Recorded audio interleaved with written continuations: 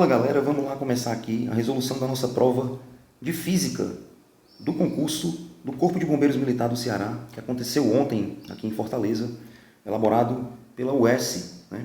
Essa prova ocorreu ontem de 1 da tarde até às 18 horas e foi uma prova bem rica, né? Com muitas informações, com muitos conteúdos.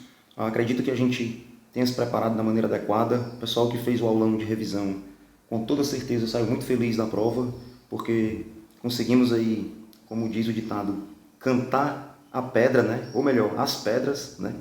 Porque acertamos aí algumas questões, umas inclusive bem parecidas com a prova, né? E é isso, pessoal. Vamos lá começar aqui a nossa resolução. Lembrando que eu não vou seguir a ordem da prova, porque eu deixei por último duas questões que têm observações aí que merecem serem destacadas, tá bom? Vamos aqui com a 78.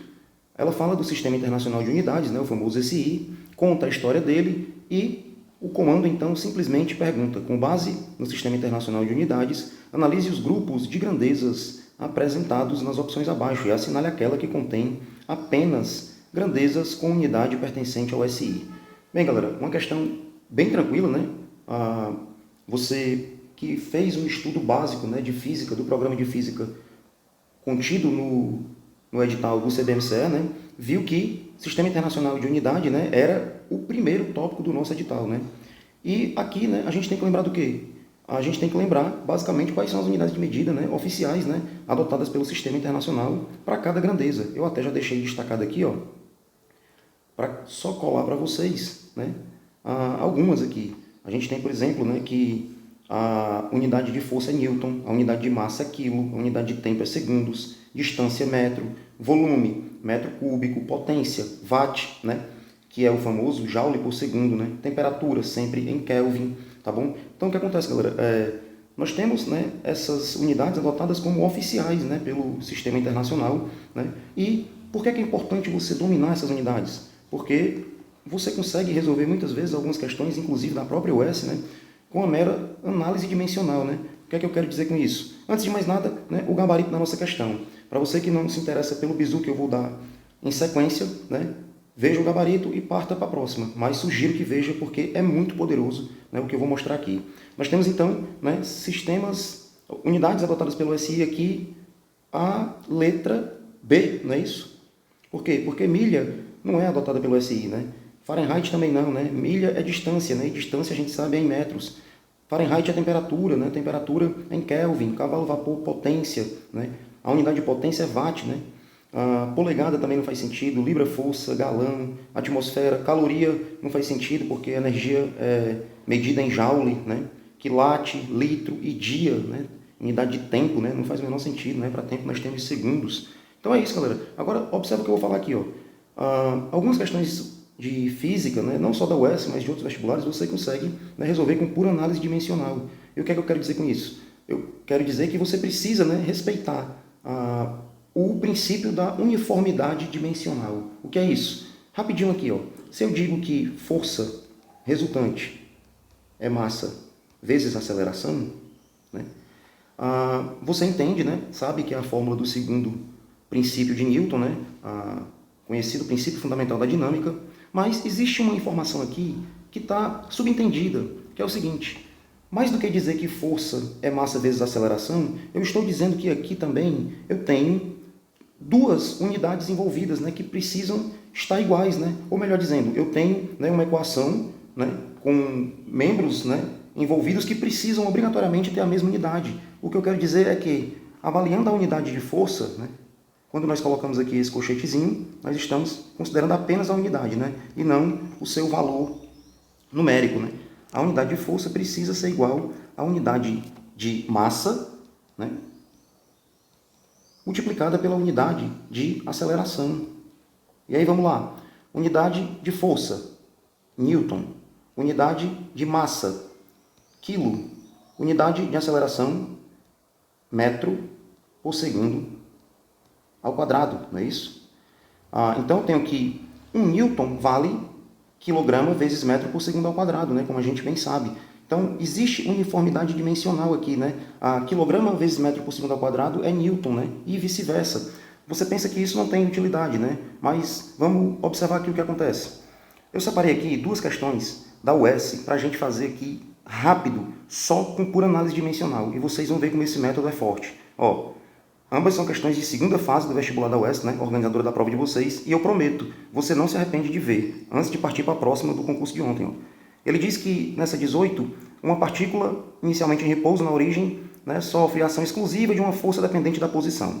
E diz que essa força é dada por F de x igual a vezes 1 menos x sobre L, né? 1 menos x sobre L.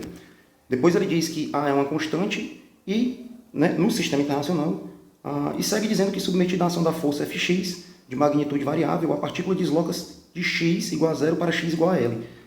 Sabendo que em x igual a L a velocidade da partícula tem módulo V, a constante A é expressa em... Olha só, imagina, né, o tamanho, né, da dor de cabeça que você teria tentando resolver essa questão. Mas vamos tentar compreendê-la aqui de maneira mais simples. Ora, eu acabei de falar do princípio da uniformidade dimensional, né?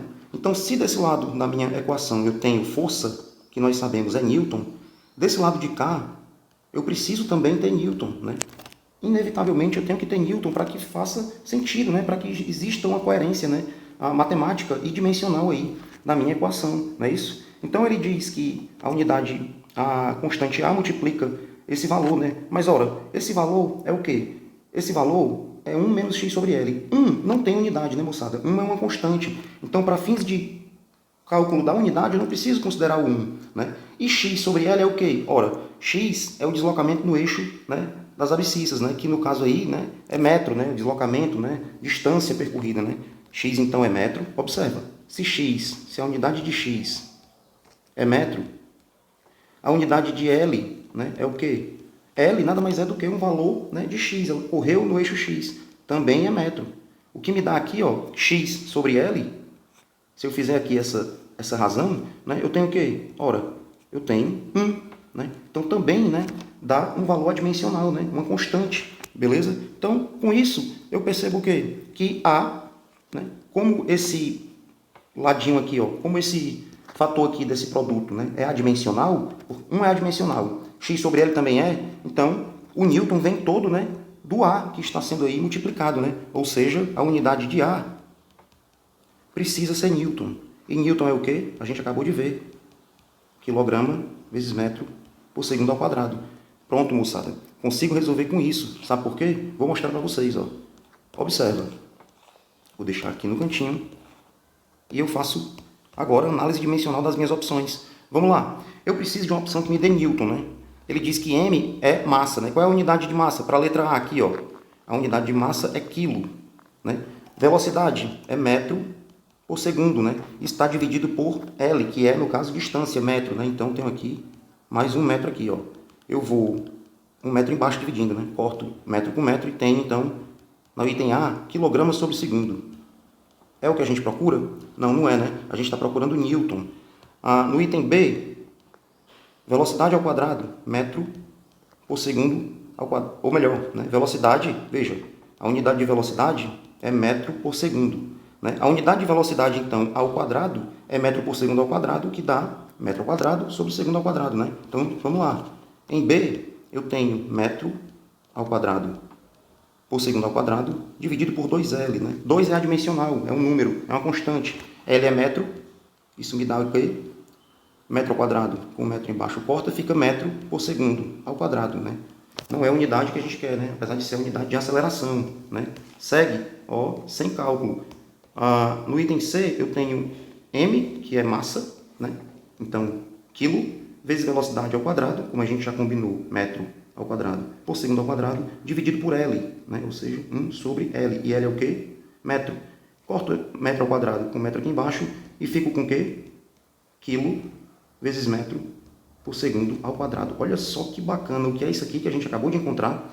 Isso aqui é o famoso Newton, né? Então, ó, eu já posso afirmar sem medo que a minha resposta certa é o item C, tá, moçada?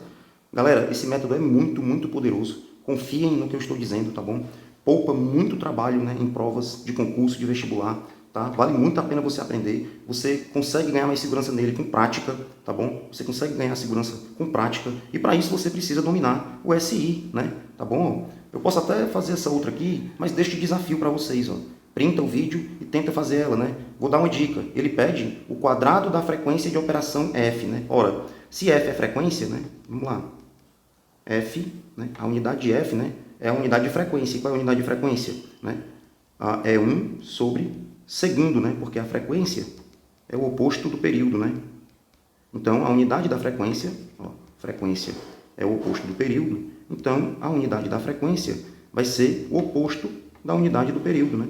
Que é nada mais, nada menos do que 1 sobre S, né? Tá? Então, ele pede o quadrado da frequência. Ora, o quadrado da unidade da frequência vai ser 1 ao quadrado, que é 1 sobre segundo ao quadrado. Fica de desafio para vocês, né? Achar aqui por análise dimensional. Outra pista é que quando você um número, quando você considera apenas um número, como é o caso do 4 ou do π, né? Tudo isso é adimensional. Números, né, constantes são adimensionais, tá? Então aqui você vai usar só a grandeza de massa, m, né, aqui, a, que no caso é comprimento, né, e g, que é a gravidade, né, aceleração, metro por segundo ao quadrado. Tentem resolver aí, vale muito a pena. E vamos para a próxima, né? Nessa próxima questão, galera, 79, nós temos, né, uma historinha aí sobre as leis de Newton, né? Foi uma aposta também nossa, né, no aulão de véspera, na revisão, né? E ganhamos essa também porque fizemos uma questão muito parecida em sala, né? Ele vai contar aí, né, que Newton estabeleceu leis, tal, mas vamos ao que interessa. Analise as seguintes afirmações. A primeira lei de Newton, também conhecida como princípio da inércia, afirma que um corpo permanece em repouso ou em movimento retilíneo uniforme, a menos que seja forçado a mudar esse estado por ação de uma resultante. Galera, isso é verdade, né? Então aqui, verdadeiro, né? Porque nós sabemos que quando um corpo está em repouso, ele nele permanece, ou em movimento uniforme, também nele permanece, né? Caso não hajam, né, forças resultantes, né? Caso, melhor dizendo, né, caso a resultante seja nula, né? Então veja, não confunda repouso com ausência de forças. Se eu tenho aqui, por exemplo, uma bolinha, eu tenho uma bolinha aqui, ó, e ela está paradinha, beleza? Sobre a superfície. Dizer que essa bola está parada é dizer que nela não existem forças atuando? Não, né, moçada? A gente sabe que não. Por quê? Porque apesar dela estar em repouso, nós temos aqui, ó, a força peso apontando para baixo e a força normal, né, apontando para cima, né? Não há ausência de forças. Existem duas forças aí atuando, né? Mas observe que peso e normal se anulam, né? Mantendo então, né, esse equilíbrio aí da nossa bolinha, tá bom? Então, ausência de forças, né?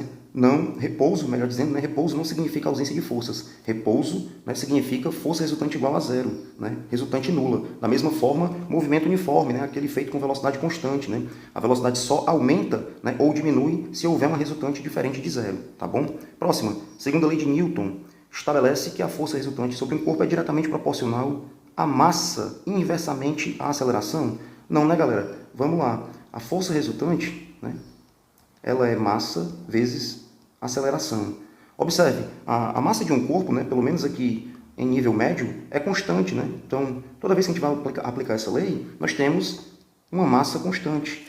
Para manter esse valor aqui constante, né? E ainda assim, manter equilibrada a minha equação, o que é que eu tenho que fazer? Vamos lá. Eu tenho que manter força resultante e aceleração diretamente proporcionais, né? Veja, se eu fizer uma manipulação algébrica, né, eu posso dizer que a massa é força sobre a aceleração, né? Eu só passei a aceleração dividindo, isolei a massa, né? Eu disse que massa é constante, né? Então, para manter constante esse valor da massa, se eu subo, né, a força, eu tenho que também subir a minha aceleração, é ou não é? Se eu, por exemplo, abaixo a aceleração, e você sabe, né, da matemática aqui, ó, se eu baixar a aceleração, eu vou acabar subindo a massa, mas eu preciso mantê-la constante. Então, o que é que eu faço? Eu também, né, abaixo a minha força. Então, força e aceleração são diretamente proporcionais, né? Então, aqui, falso. Vamos ver se já dá para responder. É correto que se afirme em 1, 2. 1 e 2 aqui não tem como, né? Então, a A já está descartada. 1 e 3, pode ser, né? Vamos lá, é 3 ainda. 2 apenas descartado, 2 e 3 descartado, porque o item 2 está falso, né? 1 apenas, pode ser, vamos ver. A terceira lei de Newton afirma que para toda ação há sempre uma reação de mesma intensidade, mesma direção e sentido oposto, de forma que o para ação e reação atuam em corpos distintos. Verdadeiríssimo, né, galera? Então nós ficamos aqui com o gabarito letra B. Show de bola? Lembre-se, né? Ação e reação, né, nunca agem sobre o mesmo corpo, né? Elas não se anulam, tá bom? Elas não se anulam. Show de bola, galera? Vamos para a próxima, né? Galera, vamos então agora para a nossa próxima questão, a 80, né? E essa questão ela foi especial para mim nessa prova porque, né, eu confesso que fiquei espantado quando eu li ela, né? E lembrei do nosso aulão, né, de véspera, o nosso aulão de revisão. Eu até deixei aqui embaixo a questão que nós resolvemos no aulão de revisão, para que vocês vejam, né, que a nossa revisão foi certeira mesmo, o nosso material foi valioso, né? Então espero que muitos tenham aí conseguido acertar essa questão. Vocês podem depois comparar aí as duas. Mas a 80, basicamente é uma questão de verdadeiro ou falso, né? Vamos ver o que é que ele diz então. Teorema de Stephen afirma que em um fluido homogêneo, incompressível e em equilíbrio, a pressão em um determinado ponto no seu interior depende apenas da profundidade medida em relação à superfície do líquido. Olha, galera, tem uma pegadinha aí, tá? Por quê? Porque a diferença de pressão dentro de um mesmo líquido, né, incompressível em equilíbrio, é que é, né, função apenas da diferença de altura, tá bom? A pressão, né, a pressão de um ponto isolada, né, a gente sabe da fórmula, né, a pressão hidrostática é densidade do fluido vezes a gravidade vezes a altura, né? E aí, faz sentido eu dizer que é dependente apenas da altura? Não, né? Observe, né? Eu preciso também considerar a densidade do fluido, né? A gravidade. Então, nada disso, né? A pressão não é dependente apenas da profundidade. A diferença de pressão, sim, mas uma pressão em um ponto isolado, não. Então, aqui nós temos falso. O princípio de Pascal estabelece que a variação de pressão exercida em um ponto de um fluido homogêneo, incompressível e em equilíbrio transmite-se apenas na direção horizontal. Nada disso, né, galera? Transmite-se a todos os pontos, né, do fluido, e inclusive as paredes do recipiente, né? Justamente por quê? Porque o fluido é incompressível, né? Se é incompressível, não tem como eu apertar, espremer mais aquele fluido, né? Então, se eu faço uma força sobre ele, né, aquela molécula que recebe a força, aquele pedacinho, fragmento que recebe a força, né, transmite ele para todos os outros que nele encostam, né? De forma que a pressão se distribui, né, por todo o fluido. De acordo com o princípio de Arquimedes, todo corpo mergulhado total ou parcialmente em um fluido, sem tocar suas paredes, sofre uma força de empuxo vertical para cima, igual ao peso do volume de fluido deslocado. Verdadeiríssima, né, moçada? A gente sabe que o empuxo é calculado por empuxo é a densidade do fluido, vezes a gravidade, vezes o volume submerso, né? E vamos lá, concorda comigo que o volume submerso, né? Se eu tenho um fluido aqui, por exemplo, eu tenho aqui essa bolinha e ela está dentro, né, de uma vasilha, tá? Vocês concordam comigo que se essa bolinha está dentro da água aqui, esse volume que nela, que afundou na água, é justamente o volume também de água que foi deslocado, né? Quando você coloca qualquer objeto sólido, né, dentro de um líquido, por exemplo, né, à medida que você empurra aquele objeto, né, o mesmo volume que está ali entrando é o volume também do fluido que está, né, sendo, né, afastado, né, sendo deslocado. Então, vamos combinar que o volume submerso do corpo é o mesmo volume, né, deslocado do fluido, tá bom? Ó, é o mesmo volume deslocado, o volume do fluido deslocado, tá? E aí, ó, olha só a ideia da análise dimensional, né? Ó, eu tenho aqui empuxo, né? Vai ser o quê? Densidade do fluido. O que é densidade? É massa sobre volume, né? E gravidade, né, aqui, ó, vezes o volume, né, deslocado do fluido. Observa que volume vai-se embora com volume. Eu tenho então que empuxo é o quê? Massa vezes a gravidade. E o que é isso, galera? O famoso peso, né? Por isso que o empuxo é igual, não maior nem menor que o peso, tá bom? E aí isso nos dá o quê? Bem, só a terceira é correta, item E. E vamos para a próxima. Galera, essa questão 81, ela é bem bacana, foi uma questão bem exigente da prova, tá? Não foi fácil, então se você pulou, não teve tempo de fazer, não se sinta prejudicado, porque definitivamente, né, ela não vai ser o diferencial, né? Não acredito que todos os candidatos tenham aí feito essa questão com facilidade, né? Quem fez, óbvio, tem uma vantagem, né? Mas se você perdeu ela, né, fique de consciência tranquila, porque ela não era fácil, né? Exigia tempo e um bom raciocínio. Ele diz que no experimento realizado no laboratório de termodinâmica, durante uma aula, em condições normais de temperatura e pressão, foi analisada a transferência de calor no sistema isolado. Vamos lá, se o sistema é termicamente isolado, você já sabe o quê? Né? Que toda a energia, todo o calor nele, né, inicialmente, né, é mantido. Né? Então, todo o calor trocado ali já está nesse sistema. Né? Ele nem dissipa calor para fora, para o ambiente, e nem recebe energia de fora. Né? Então, foram misturados meio quilo de gelo, a -10, ele dá aí o calor, né? e 2 kg de água a 80. Considerando que não há troca de calor com o ambiente e que todo o calor trocado ocorre entre os componentes do sistema, água e gelo, ao atingir o equilíbrio térmico, o sistema estará com toda a massa em água a... Mais uma dica legal aqui é o seguinte, moçada, ele já me avisa que ao atingir o equilíbrio, o sistema estará com toda a massa em água, né? Então o que é que eu posso fazer sem medo aqui, né? Eu posso esquentar esse gelo, né, de menos 10 a 0 e depois derreter ele todo, né? Porque eu sei que o equilíbrio vai ser alcançado só depois disso, né? Com toda a massa em água, né? Então vamos lá. Vamos primeiro esquentar esse gelo, né? De menos 10 a 0. Ora, se está esquentando, mudando de temperatura, calor sensível, né? MC delta teta. Vamos ver qual é o calor que eu preciso então. Qual é a massa de gelo? 500 gramas, é ou não é? Calor específico do gelo, 0,5 caloria por grama vezes grau Celsius, vezes a variação de temperatura, que como você sabe, né, é sempre a temperatura final, né, que é 0, menos a temperatura inicial, que nesse caso aqui, né, é menos 10 graus Celsius. Né? Isso aqui vai dar o quê, moçada? 0 menos menos 10, né, vai dar 10, né, porque esse menos com menos vira um mais. Então, esse calor, né, para aquecer o gelo fica quanto? Nota. Sim, antes de mais nada, né, essa variação de temperatura é dada em Celsius, né? Então são 10 graus Celsius aí. E a unidade, ela é minha amiga, né? Celsius vai se embora com Celsius, grama vai com grama, e o meu calor já sai certinho em calorias, né? Que é a unidade que eu quero. Eu vou multiplicar esse 10 aqui da variação de temperatura por esse 0,5, vai virar 5, e eu tenho então que calor é 5 vezes 500, que dá 2.500 calorias. Guarda aí. Mas só aquecemos o gelo, né? Agora vamos derreter esse gelo, né? Então, para derreter, se é mudança de fase, mudança de estado físico, calor latente, né? M vezes, né, L. E aí, qual é o calor que eu vou precisar para derreter 500 gramas de gelo a 0 grau?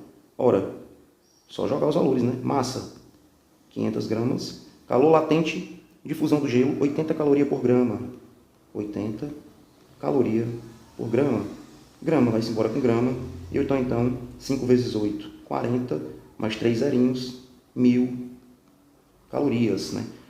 Essa caloria aqui, né? Essa energia, esse calor, está vindo todo da água quente que eu estou jogando, né? Então, até o momento, observe, né? A gente já tirou da água quente, né, 2.500 calorias mais 40.000, isso vai dar quanto? Ora, vai dar um calor total de 42.500, né, calorias. É ou não é? 2.500 mais 40.000, 42.500 calorias. Agora o que acontece? Eu vou equilibrar, né, a água do gelo que eu derreti, né, o gelo todo derretido que virou água, né, então uma massa de água, né, a 0 graus Celsius, né, com a massa de água que estava a 80 graus Celsius, mas que já perdeu, né, 42.500 calorias. Né? Então, o que acontece? Preste atenção como é que eu vou montar a minha equação aqui. Ó. Eu vou agora dizer que o calor, né, para equilibrar, né, agora aquela massa de gelo derretida, né, então se vai subir a temperatura, né, vai ser calor específico. Então, massa de gelo derretido, né, leia-se, né, água. Né, gelo derretido é água. Estou só botando um índicezinho para não confundir com o da água quente. Então, massa de gelo derretido, vezes o calor específico, que agora é água, né? Então nós temos 1, né? Ou melhor, vou botar aqui, né? Montar a fórmula primeiro, vezes a variação de temperatura. Qual é a variação de temperatura desse gelo que derreteu? Temperatura final, que é a que eu quero descobrir, né? Menos a inicial, 0. Né? Então, a massa desse gelo derretido, mais, né, a massa da água quente, né? Ó, massa da água quente, vezes o calor específico da água, que é o mesmo C, vezes a variação térmica, né? Então, temperatura final, que é a que eu quero encontrar, eu vou até chamar de temperatura de equilíbrio, tá? Temperatura, θ de equilíbrio, né? Menos a inicial, né? Final menos inicial, que era 80, né? Já posso igualar a 0, né? Porque eu sei que o sistema é termicamente isolado? Não. Por quê? Porque falta ainda, né, um detalhezinho. As 42.500 calorias, né? 42.500 calorias já perdidas, né, pela água, né? Agora sim, como meu sistema é termicamente isolado, eu igualo a 0, né? E isso vai me dar o quê? Vamos lá. Vamos fazer aí com calma essa continha, né? Massa de gelo derretida, 500 gramas. Né? Calor específico, 1. Aqui eu não vou jogar as unidades porque a conta é maior um pouco, né? A temperatura de equilíbrio menos 0 é a própria temperatura de equilíbrio, mais massa de água quente. São 2 kg, né? Então, 2.000 gramas vezes 1, vezes a temperatura de equilíbrio, não sei. Então, vou ter que fazer distributivo aqui, né? É ou não é? Então, isso aí vai me dar 2.000 vezes temperatura de equilíbrio, menos o mesmo 2.000, né, vezes 80, mais 42.500 igual a zero. Vamos jogar, vamos primeiro operar aqui os valores que nós podemos, né? 42.500 menos, aqui, 2 vezes 8 é 16, 2 vezes 80, 160, vezes 1.000, 160.000, né? Jogando para lá, eu vou ficar com mais 160.000 e esse 42.500 aqui passa negativo. Então, 160.000 menos, né, 42.500, né? É ou não é? Isso vai dar o quê? Vamos lá, 160.000 menos 42.500 vai dar 117.500, eu estou vendo aqui, né? Vamos só jogar para lá, vamos só deixar positivo mesmo. Ó, então aqui, 500 θe mais 2.000 θe, 2.500 θe, né? Temperatura de equilíbrio, vai ser igual, né, a os 160.000 que nós passamos positivo, menos, né, 42.500 calorias. Acompanha comigo. Deixa eu só organizar melhor um pouquinho aqui a nossa resolução. Já está pegando na questão de baixo. Então, vai ficar assim, ó. Isso aqui foi a primeira etapa, né? Agora a gente está encontrando a temperatura de equilíbrio. Vamos lá. Seguindo. Eu posso aqui, galera, cortar 100 de todo mundo, né? É ou não é? Ó, esse 160, por exemplo, eu vou transformar ele para que fique bem claro para você que não gosta muito da matemática. Ó. 160 vezes 10 ao cubo pode ser 1.600 vezes 10 ao quadrado, né? Só tirei um 10 do 1.000 ali, né? Agora eu consigo cortar 10 ao quadrado aqui, que é 100, com 100 aqui, com 100 aqui, né? Ficando com 25, temperatura de equilíbrio, é 1.600 menos 425, 1.600 vai dar o quê? 5 para 10, falta 5, 1 do 10 para cá, 0 menos 3, 3 para 10, falta 7, 6 menos 5, 1, né? E eu vou baixar 1, 1.175, é ou não é? 1.175, ou seja, a temperatura de equilíbrio vai ser 1.175 vezes 20, perdão, dividido por 25, né? Que me dá o quê? Vai me dar 1.175 dividido por 25, 47, né? 47 graus Celsius é a nossa temperatura de equilíbrio. Letra C. Questão chatinha, hein, galera? Vamos lá. Galera, mais uma questão aqui envolvendo, né, parte de termologia, termometria, né? A gente fez também uma questão parecida no nosso material de revisão, né? Só que a gente brincou, né, com a ideia do termovisor, né? Quem estava lá lembra. Durante um experimento, criação de escalas, o estudante propõe uma escala T. Nessa escala, o ponto de fusão da água coincide com o ponto de fusão da água em Celsius, né? Vamos lá. Vamos já deixar desenhadinho aqui, ó. Qual é o ponto de fusão, né, em Celsius? Essa aqui é a minha escala Celsius, é 0. E o de ebulição, 100. Vamos botar aqui também de referência a nossa escalinha Fahrenheit, né? A gente sabe que ebulição em Fahrenheit é 212, fusão 32. E, para relembrar, vamos também constar Kelvin, né? Fusão em Kelvin é 273 e ebulição 373, né? Note que a variação em Celsius e em Kelvin é a mesma, né? 100, né? 100 graus Celsius, né? E 100 Kelvin, né? Por isso que não precisa de fórmula, não precisa de nada. Você só soma, né, a temperatura em Celsius mais 273 para encontrar ela em Kelvin. É ou não é? E aí, moçada? Sabendo disso, então, a gente consegue continuar, né, a nossa questão. Vamos ver. Ele fala que o ponto de fusão de água em T coincide com em Celsius, né? Então já sei, né? Vou colocar aqui agora. Aqui eu deixei para relembrar, né?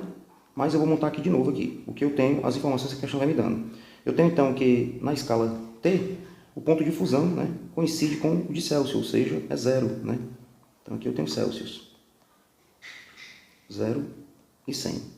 Depois ele diz que o ponto de vaporização da água corresponde à metade do valor do ponto de vaporização em Fahrenheit, né? A gente acabou de revisar ali que em Fahrenheit a vaporização acontece em 212 graus Celsius.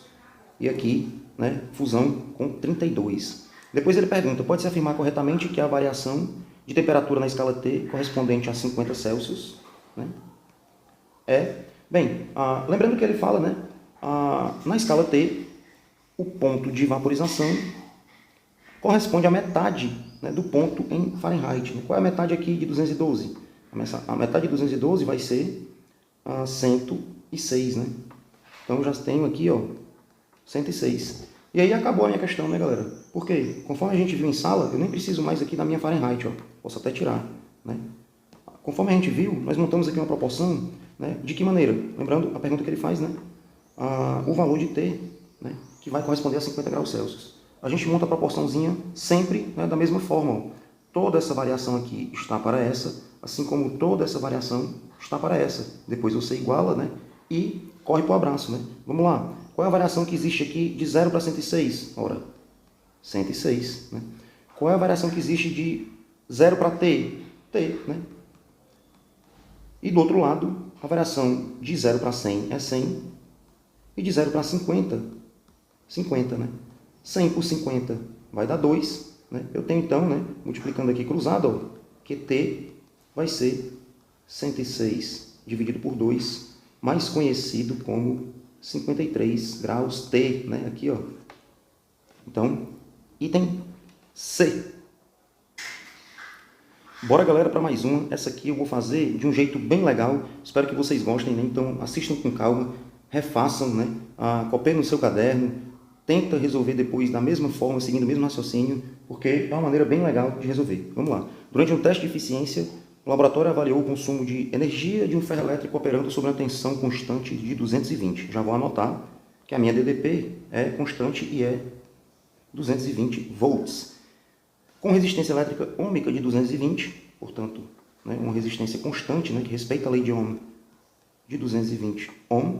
Né? E esse ferro permaneceu ligado durante 1 minuto. Olha que legal, meu ΔT, 60 segundos. Né? Funcionando com eficiência de 100%. Maravilha, não tem dissipação, né? Então a energia, né, é constante aí. Na conversão de energia elétrica em calor, o famoso efeito Joule, né? Massa.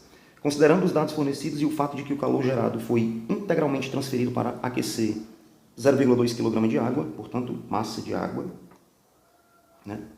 A massa de água é 0,2 kg é o que, galera? 200 gramas, né? A temperatura ambiente, 25 graus Celsius, na CNTP, é correto afirmar que o valor mais próximo da variação de temperatura da água, se considerarmos o calor específico igual a 4.200 Joule, é... Vamos lá, moçada. Antes de mais nada, a gente tem que ver, né, o cálculo da potência, né, que é dissipada aí, né, por esse eletrônico. Né? Então, vamos lá. Para calcular a potência, galera, a gente tem 3 fórmulas. A potência, ela pode ser potência elétrica, né? Ela pode ser U vezes I. Ela pode ser R vezes I ao quadrado ou ainda U ao quadrado sobre R, né? Isso vem da onde, né? A gente sabe que potência, né, originalmente é U vezes I, mas a gente sabe que U é igual a RI, né? Então, se você ficar brincando de álgebra aí, né, você consegue chegar nessas 3 fórmulas, né? Por exemplo, se eu digo que U é R vezes I e jogo aqui, ó, né, isso já me dá o quê? Que potência vai ser R vezes I, ou seja, R vezes I ao quadrado, né? E aí você faz a outra aí como exercício. Então, vamos lá. Sabendo dessas 3 fórmulas, eu agora observo os dados que eu tenho e defino, né, a que é melhor, né, para essa situação. Eu tenho tensão, resistência, né? Você acha que eu vou usar qual? Eu vou usar potência, tensão vezes corrente? Não, não sei qual é a corrente.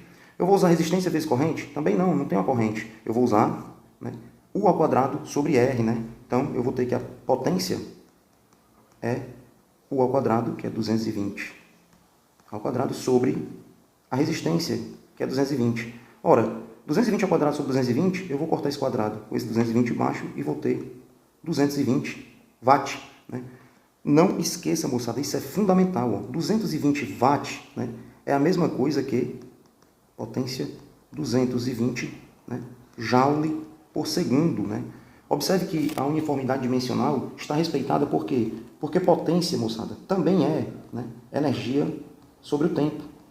Então eu preciso que, na análise dimensional, a minha energia de potência, né, a minha unidade de potência seja respeitada. Né? E qual é a unidade de potência? Energia sobre o tempo vai dar o quê? Unidade de energia no sistema internacional, joule, tempo, segundo. Ó. Então, a unidade de potência, watt, né, é joule por segundo, entenderam? Então tem, né, a dissipação de 220 joules a cada segundo. Né? Agora, moçada, vamos para o princípio fundamental da química e da física também, né? A famosa regra de 3. Se eu estou dizendo que 220 joules, né, são dissipados em 1 segundo, né? Vou até montar igual vocês montam na matemática. Ó. 220 joules está para 1 segundo. Né? Quanto de energia estará para... Qual é o meu tempo? 60 segundos. Né? E aí vocês montam a regrinha de 3, multiplicam em cruz, né? O que vai me dar, né, a mesma coisa disso aqui. Ó. Basta eu ler em português, né, o que a fração está me dizendo. Ó. 220 joules por segundo vai ser igual a 440 joules em 2 segundos. Vai ser igual a pá. E aí eu chego, né? Vou encontrar o que eu quero de fato. Eu estou só mostrando para vocês, galera, que é uma simples regra de 3. Ó. Então, 220 joules por segundo vai dar a energia que eu estou buscando em 60 segundos. Segundo, vai-se embora com segundo. Minha energia sai certinho em joule e ela vai valer 60 vezes 220 joule. Beleza? Pronto. Agora jogo na fórmula do calor específico para saber quanto a água será aquecida, né? Afinal, eu já tenho a energia que será utilizada para esse aquecimento, né? Vou aqui diminuir um pouquinho. Show de bola, meus dados aqui também. E calculo agora essa energia. Vamos lá. Se é para aquecer, calor, né, sensível, né? Não é calor latente, né? Não é um calor de mudança de fase. Então, Q igual a MC delta θ. Qual é o calor? Qual é a energia que eu vou usar? Acabamos de encontrar, né? 60 vezes 220 joule. Ó. Essa é a energia que vai aquecer a água. E ela é toda aproveitada. Eu não preciso, né, calcular porcentagens aí. O texto diz que integralmente utilizada, né, essa energia. Então, 60 vezes 220 joule vai ser a massa de água. Qual é? 200 gramas. Né? 200 gramas eu vou escrever como quilo mesmo. Vocês vão ver por quê. Porque o meu calor específico está com quilo. Né? Então, é 0,2 quilograma. Calor específico, 4.200 joule por quilo por grau Celsius. Por quilo por grau Celsius. Né? Vou diminuir um pouquinho mais aqui só. Né? E a variação de temperatura é o que eu quero encontrar. Né? Eu vou colocar só o delta θ mesmo, né? Que acontece que acontece aqui nessa situação, né? Porque depois que eu encontrar a variação, como eu sei que a água está sendo aquecida, não é isso? Como ela está sendo aquecida, né, eu só vou simplesmente somar, né, a temperatura inicial, que é de 25 graus Celsius. Tá? Então vamos lá. Olha aqui o que acontece com as unidades. Ó. Joule vai com joule, quilo vai com quilo. Né? E a minha variação vai sair certinho já em graus Celsius. Né? E aí, vou usar 10 desse 4.200 aqui, que na verdade é, né, 420 vezes 10, é ou não é a mesma coisa? E esse 10 aqui, eu vou usar para multiplicar esse 2 e tirar a vírgula dele, né? Então, isso vai me dar 2 quilos e esse 10 aqui já some, né? Bacana. Agora, eu consigo fazer o que mais? Eu vou cortar esse 0 aqui com esse 0 aqui, né? Vou também simplificar por 2 aqui e por 2 aqui, isso vai me dar 110, né? Então, para que não bagunce muito a nossa conta, cheguei a 6 vezes 110 igual a 42 delta θ sobre, né, graus Celsius. É isso mesmo? Vamos ver se está certo.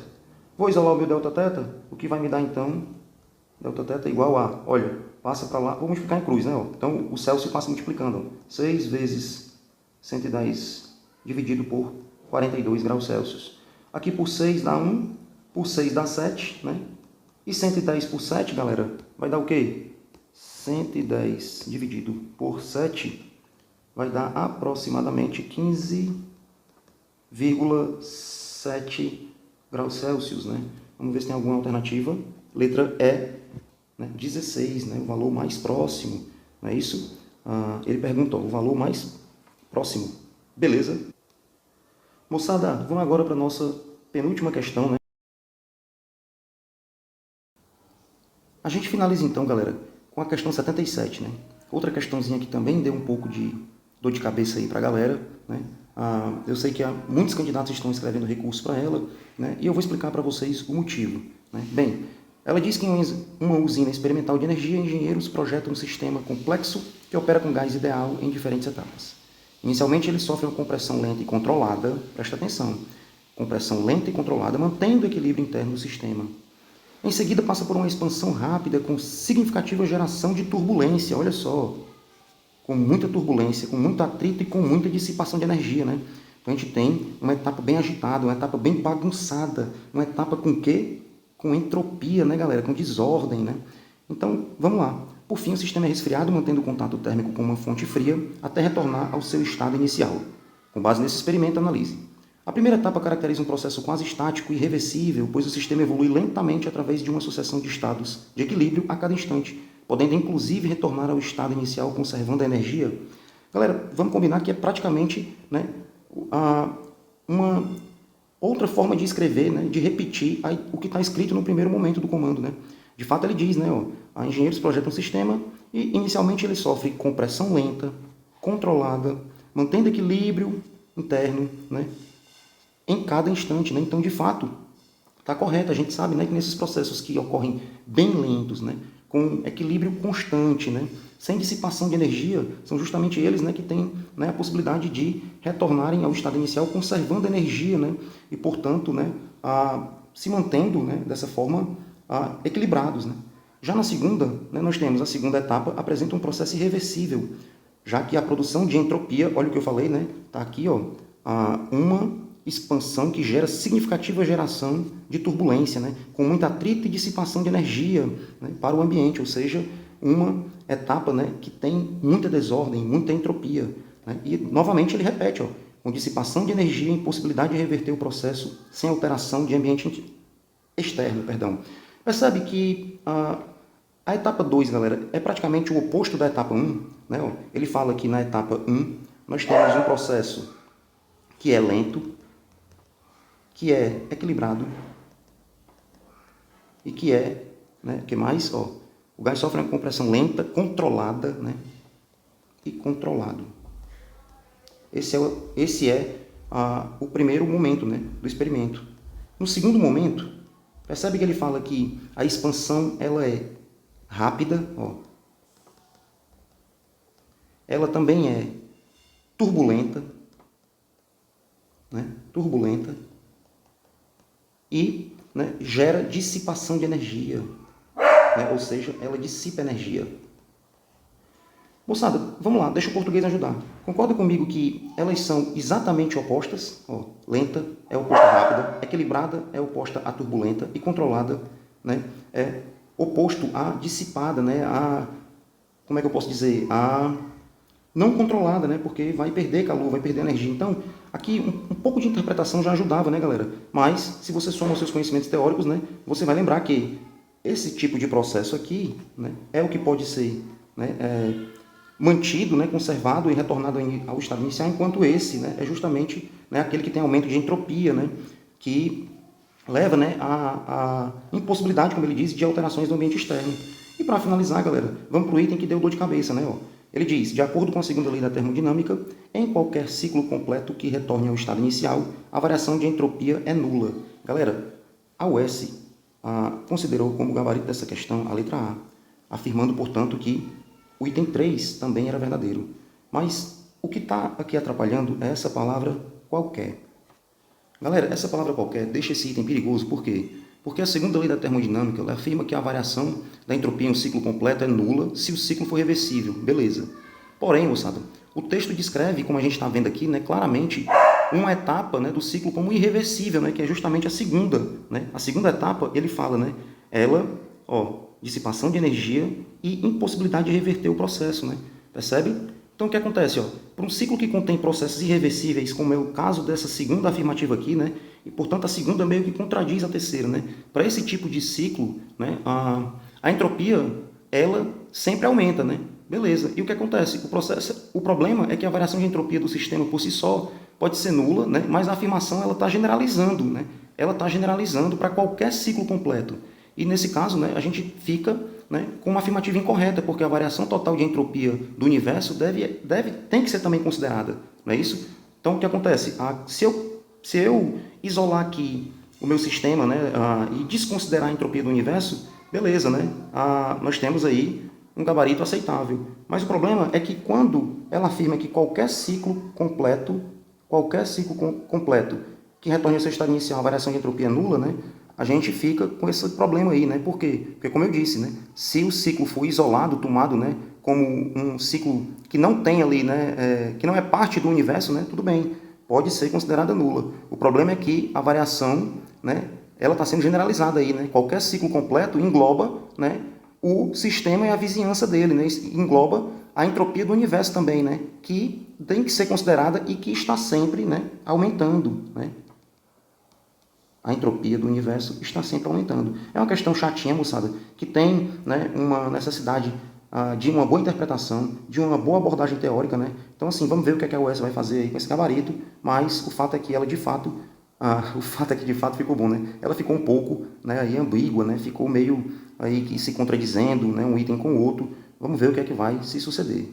No mais é isso, galera. A gente finaliza a nossa resolução. Espero que vocês tenham gostado. Tentei ser o mais didático possível, né? O mais compassado possível, né? Destacando cada raciocínio, destacando a ideia da análise dimensional, né? Espero que todos tenham feito boa prova, né? Lembrem que nós estamos na iminência, né, de publicação do edital do CFO, né? Então, você que vem estudando forte química e física, né, devia muito, né, manter o ritmo para poder aproveitar essa outra oportunidade, né, que também vai surgir. E, no mais, contem comigo, moçada. Tamo junto. Eu aguardo vocês no CBMCE.